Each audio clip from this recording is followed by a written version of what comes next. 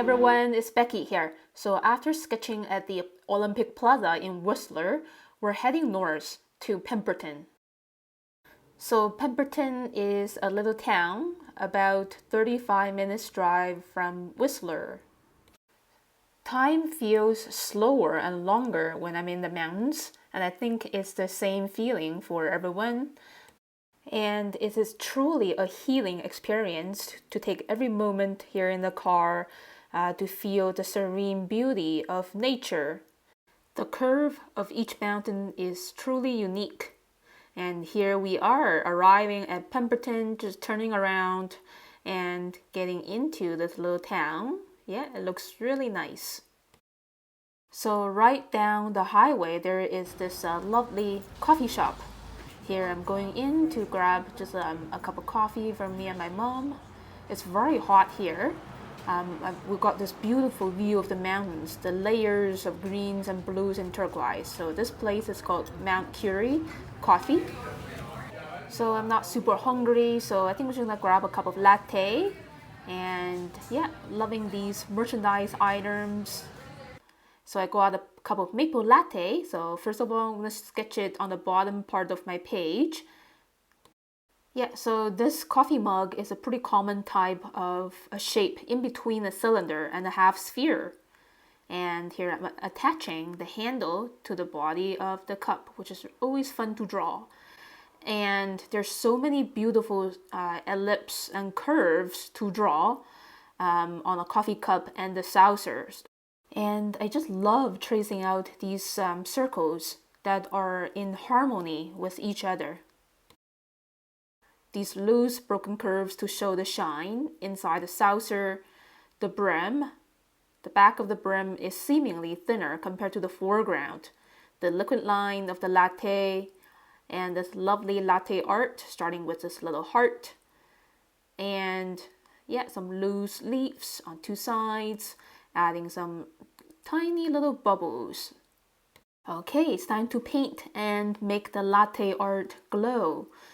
So I'm going to start with this happy yellow-orange shine, which is yellow ochre mixed with a little bit orange. And every brush mark is a little bit different from each other. Sometimes I'm mixing a little bit more orange into the paint. Sometimes a little bit more yellow ochre. So as you can see, it's not a perfect flat wash, but with a bit of a color value transition. Now, blending on a little bit of burnt sienna close to the brim.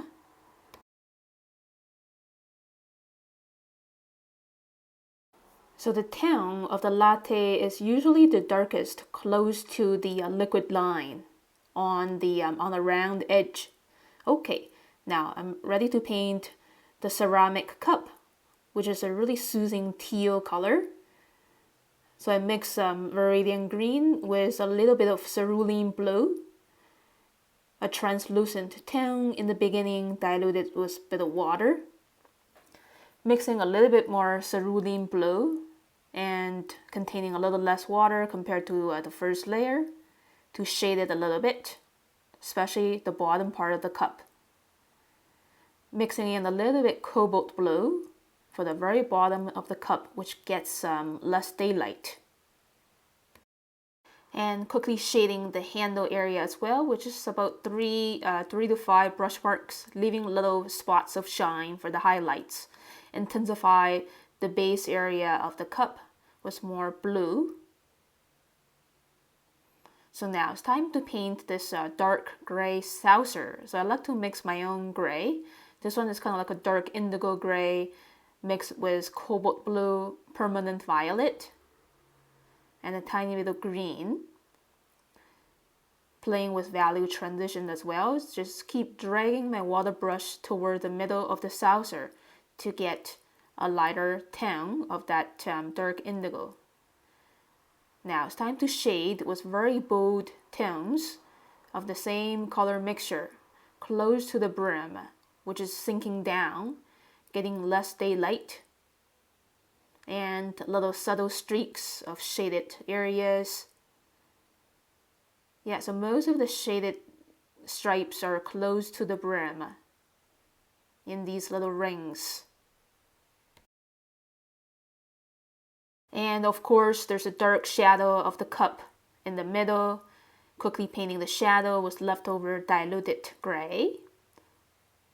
And the most intense tone is close to the edge of that saucer. And here's my finished sketch of the maple latte. Now it's time to draw the landscape outside the patio. So I'm starting with this pretty dominant foreground building, the apartment building, and the shrubs on the bottom in cone-shaped clusters. And now I am using a blind contour drawing approach to trace out the peaks and the little valleys of the mountain in the very back, touching the sky. There are a lot of peaks, and this part is of lower elevation in general. Accentuate the contour outline of the apartment building and get these slanting down horizontal lines and windows in. So yeah, all of these horizontal lines, they are above my eye level, so they're going down into the middle, into a vanishing point. Detailing these window panels with accentuations and dark shading. I think this is one of the balcony railings. Getting the brackets and the vertical bars done quickly. And another little shrub on the bottom. Some more windows on the second floor, starting with these simple squares.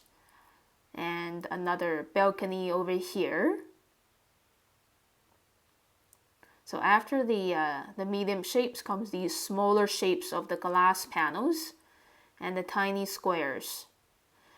And according to my seeing, those intensely shaded window panels could be just colored in with solid brown or black ink. There's a little canopy or like an umbrella thing there.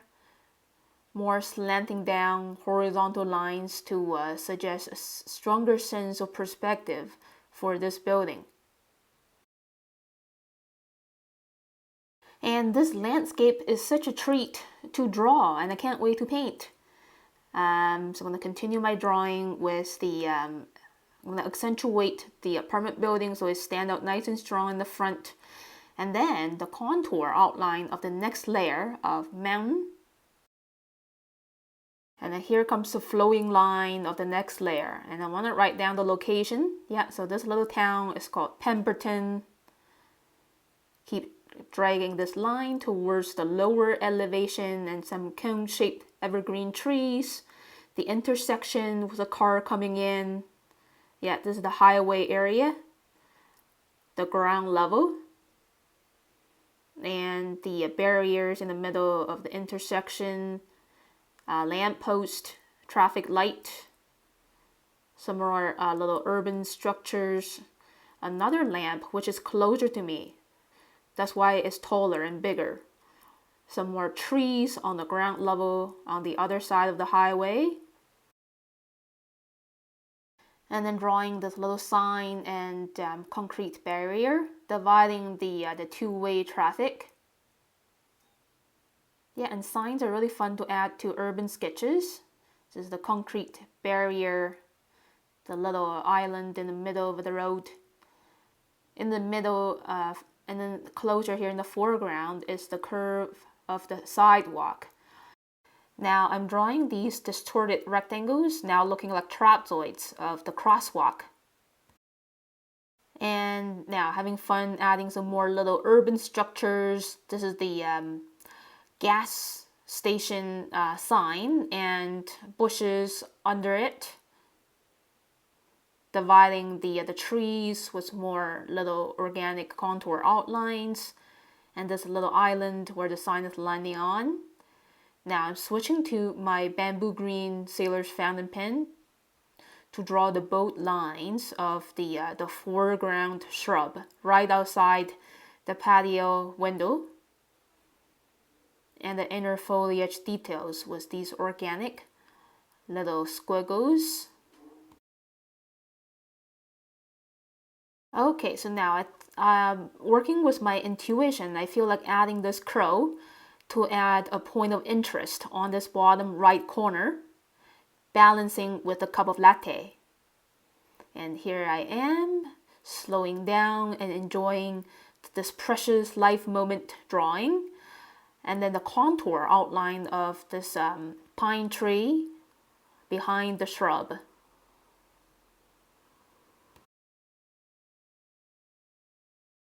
And then drawing this lamp head sticking out from behind the tree. Yeah. And then adding some other urban structures of the gas station. Now starting to add the foliage texture for these hills and mountains. And these trees growing on the mountains are like organic cone shapes. And the pattern is very similar to the fish scale. Because these trees are pretty far away from us, the viewer, you can draw them very loosely. They don't have to be very tightly attached to each other. There's another kind of a hidden hill behind. Now I'm drawing these organic patches of earth showing in between some missing trees on the mountain that's the most far away, and some more little clusters of trees here in the middle ground.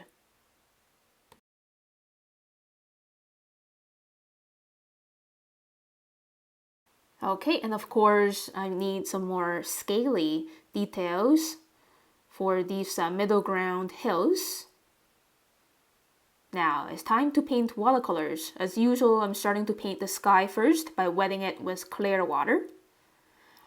And then using a diluted cerulean blue to wrap around the white clouds touching the peaks of the mountains. So as I'm painting the blue sky, I'm also outlining the white clouds. Yeah, so this is just the beginning part of the blue sky. I want to keep this very beginning layer very transparent. And now I'm grabbing some more cerulean blue, more concentrated, containing less water compared to the first layer, to create a very subtle value transition.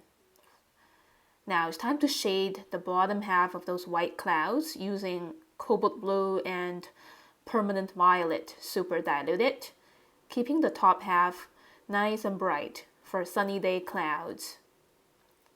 Some more violet, yeah, for the bottom touching the peaks. And for this piece of cloud as well. And now I want to paint this yellow colored apartment building, which is a nice warm color in contrast with all the cold blue and greens. So basically this is just like a simple yellow ochre color, slightly diluted. And now I want to paint the first layers for the hills and mountains by mixing a lot of yellow ochre with lime green, diluted with a lot of water. The first layer, I like to keep it very light. So for watercolors, if you want to achieve a pretty high sense of volume and depth, it's pretty important to start your first layer with a very light value, kind of like an underpainting color. And the first color for these little patches are kind of like leftover yellow ochre. And these two layers of mountains in the far back, they look pretty misty in kind of a light blue hue. Now I'm blending on a kind of a turquoise blue, which is cobalt blue with a bit of cerulean. And to save time, I'm also going to paint these glass window panels with the reflective turquoise blue. And I'm going to paint these middle ground foliage now with yellow green. Some of the trees are kind of dry because it's, we almost get no rain in July and August. And a little bit viridian green for the bottom 50% for some of the trees. Now it's time to paint the very back mountain. So this is still cobalt blue and cerulean blue mix, diluted with a lot of water, so the yellow underpainting below is still seen through this very transparent wash. And this is wet on dry. So the sunlight has 7 colors, including blue. And the atmosphere, it scatters the light from the sun of 7 colors. The atmosphere is catching a lot of blue for mountains in the far distance, and as well as the sky. Blue is the color from the sun's ray that travels through the atmosphere very easily. That's why the sky is blue.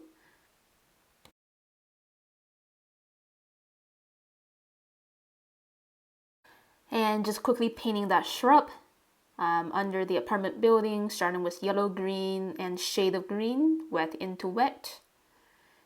Same for these cone-shaped shrubs. And now it's time to work on the heavier volumes of these foreground hills. So now I'm using a more intense green, a mid-tone of green, which is Viridian green with yellow ochre, and using these short segments of vertical brush marks to follow the rhythm of how these cone-shaped trees are laid out on the hill. And the tone of this yellow-green is still kind of diluted, yet not way too solid yet. So most of the time I use watercolors in a pretty diluted values. Now same for the very foreground hill here. Yeah, these choppy little vertical segments. Because this second layer is semi-transparent, the very first layer on the bottom is not completely covered up. So yeah, this color, it looks different on the second layer compared to on white paper. Now third layer, so a little bit of shade green by mixing Viridian green with a little bit burnt sienna. Same kind of brush mark, but a little smaller. Now using my medium tip water brush, leaving some small gaps of the previous layers unpainted to show the uneven elevation of the hill. Some parts is going down, and also shadows from trees nearby. And the close to the contour outline, the shade color, it seems heavier. And I'm not reloading my brush that often, so a lot of times I'm just using the residue on the brush tip and just let it dilute it by the water coming down from the handle. As you can see, some little patches are very transparent, showing the previous layer's tones. And the shading even more heavier for the bottom edge over here, mixing a little bit cobalt blue and burnt sienna into Viridian green. And these trees closer up, they look more defined. And these ones lower down the hill, they're getting less sunlight. So yeah, they look heavier in color.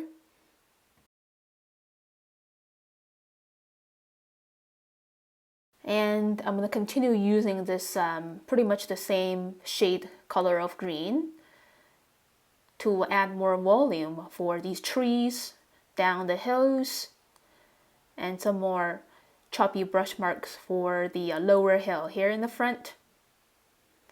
So the contrast at 1 in the afternoon is very low. So yeah, the lighting condition is not super dramatic compared to earlier in the day. So as artists, we have to kind of spice up the contrast.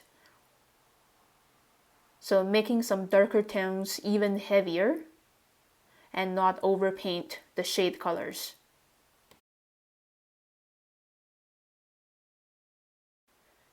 So the top 30% of these little trees are shining yellow-green because the sun is shining straight down from the sky.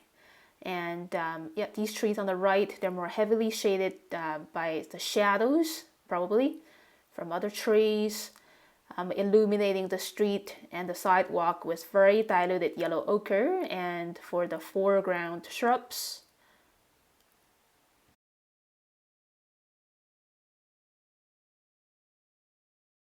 And now I want to use some heavier blue tones, a little bit cobalt blue mixed into these greens to shade these trees even further, especially these ones touching the edge of the hill below.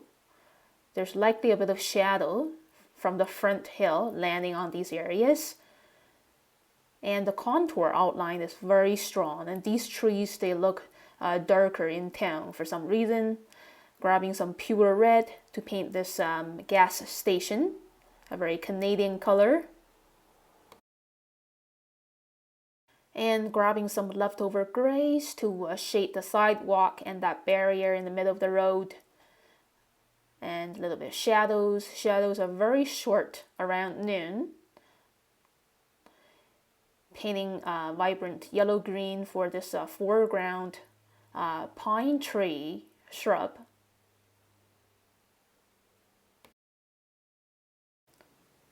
And then mixing some heavier tones of green, burnt sienna. The color is always our friend to mix shade colors of greens.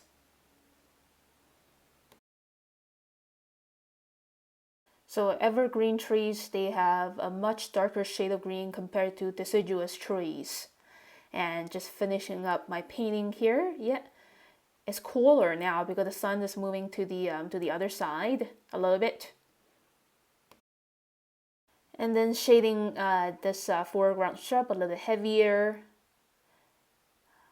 Painting this crow here in the front, and here's the look of my finished sketch. I think it would be really nice to sit here very early in the morning to capture the purple, pink hues of the mountains in the far distance. Okay, so now it's time to go home. So we're driving down south on the Sea to Sky Highway, and some streets is very funny. This one is called Crazy Canuck Road, and Canuck is a hockey team here in Canada. So we are going back to Squamish for an early dinner. The day is really beautiful, so here we're having dinner at Taka Ramen and Sushi. Yeah, and the mountains in Squamish is very unique in texture compared to other parts. Now I'm sketching the udon soup and the fried chicken with rice. That's my quick sketch of my dinner sharing with my mom. And after eating, I'm gonna sketch this the view outside the window in a small snippet sketch. And the waitresses are pretty happy to see me sketching their food and the view. Enjoying the last bit of my little vacation here. Yeah. And here is my last little sketch of my 2-day little vacation on the Sea to Sky Highway. So I'm continuing to take you along with me on the Sea to Sky Highway home in the early evening. So we're stopping at Patio Cove again for a little break. Yeah, so it's high tide right now. Yesterday when we were here it was low tide. So thank you so much for watching this video, everyone. If you like it, please click like and leave me a comment below. Subscribe to my channel for weekly updates. And here we are back in town, back to the world of urban landscapes. Bye everyone, see you next time.